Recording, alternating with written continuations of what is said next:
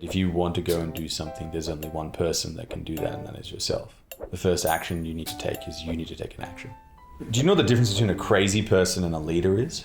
No, I don't. The difference is that the leader just has a whole lot of people following them.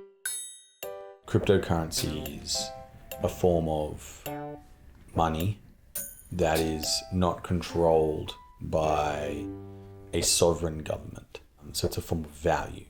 The most popular one, which I am the biggest advocate of, Bitcoin is probably the biggest brand. Bitcoin in and of its essence, its goal is not to be cash.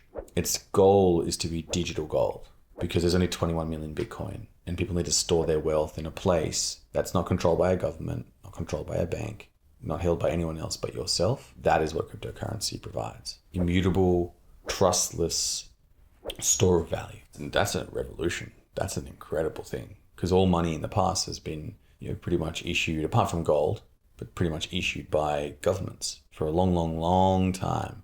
And we are in the moment right now where that's changing, where money no longer is controlled by governments.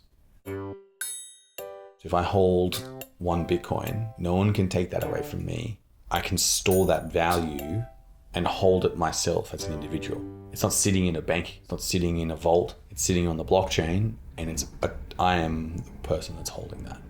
What everyone's always thought about, what about electronic money? Now, electronic money is not the same and I said it's very important. Money is not currency. Currency is a representation of money. Fiat currency used to be backed by gold. So the money was the gold. That's the store of value. And the fiat currency was the currency, the paper, which is actually worthless because you can print that, and governments do print that. Then what they did was they disconnected those two things so they could print as much money as they wanted and not have to have the gold. And people still believe that, there is a certain amount of value in that currency. But over time, what is happening is that currency is inflating and becoming less and less and less and less valuable over time. So if you get $1,000 right now and you put it in a bank account for 10 years, now, like right now, what's $1,000 going to get you? Let's say 100 coffees, say 200, $5 each. In 10 years time, it might get you, maybe it's $10 for a coffee. Same currency, what happened?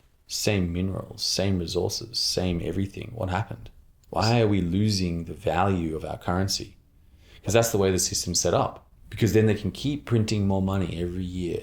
Inflation's 2.5%, whatever it may be. That's the government printing money. We just don't realize that we're okay with it. But what cryptocurrency does is it brings into question, why are we printing money? Why is our money that we have in our bank slowly losing value over time? And what Bitcoin provides is a way, like gold, where you can hedge against inflation and store your wealth and protect it. They very much let me be me. Okay. As an individual. They didn't try to change me. They supported me for who I am. So when you wanted to start your own business, they were open to it? At they first, were supportive? No. They were like, this is a weird, you can't do this. This is going to be not going to lead to a good path. And I was like, no, I'm committed to this and I'm going to make this happen. Okay.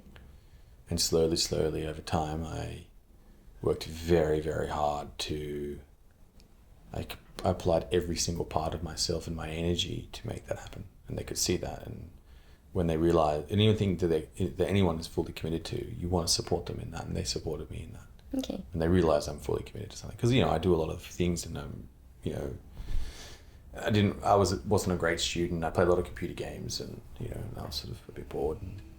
Were you the only kid by any chance? No, I've got two younger sisters. Okay. Are they also entrepreneurs or they've just... No, one's a actor and one's an accountant. Oh, nice. That's quite a mix, quite a dynamic mix within the family. Yeah. Okay. Yeah, very different. Keep diversity in all sorts of shapes and forms, in the extremes and non-extremes of that. I think that's great. I think in that time we should try and colonize to another location and master that as a necessity. Historically, there's been, I think, 26 or 25 mass extinctions on Earth. It's a violent planet. All planets are violent. And to hedge against humanity, against that risk, I think would be a productive thing to do. It would be great for humans to work with the Earth and not against it. to become symbiotic with it and not a parasite. I think we are a bit of a virus on the planet right now. We are. So what a virus does, it consumes its host until it dies. And I think we're in an unsustainable format right now. We should pursue far greater depths of robotics, disconnect the physical aspect that we have to become much more digital. And if humans' purpose was to create an artificial intelligence that is conscious, that to me is like the same as the amoeba, which led to the spinal organism, which led to the mammal, which led to the monkey, which led to the human, which led to the conscious AI. And I think that was our evolutionary goal. That's fine. I have no worries about that at all. I think it's fantastic. I don't fear robots. In fact, I want them to take us over, because then humanity will continue on forever. We'll ride on the backside, just like all of the amoeba and bacteria which live in and symbiotically in the human. They continue to thrive. Like cats. Cats are latched onto humanity and exploding and being carried throughout time. Like art, we carry these pieces of paper around like they are some particular thing when we log them through history with us. Our brains have allowed us to move from, say, 10th in the food chain on Earth to number 1. You used to get eaten by lions and tigers, but now we put them in a zoo. That's because we made tools. And so that was our strength, so let's carry on and push past in our strength to be supernormally powerful. The journey to do that requires a disconnection from the physical form that we see ourselves in. And I think you can become digital, you can become metallic and represented in all sorts of different ways. I have no problems with that at all. I think it's fantastic.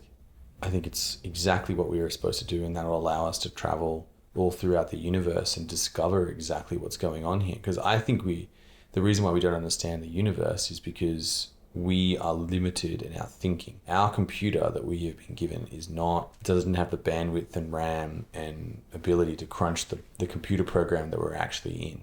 We just can't see it. It's obvious. It's actually right in front of us, and it's been here the whole time, just that we can't see it. We don't have the mental capacity, I believe, to be able to comprehend what's actually going on here.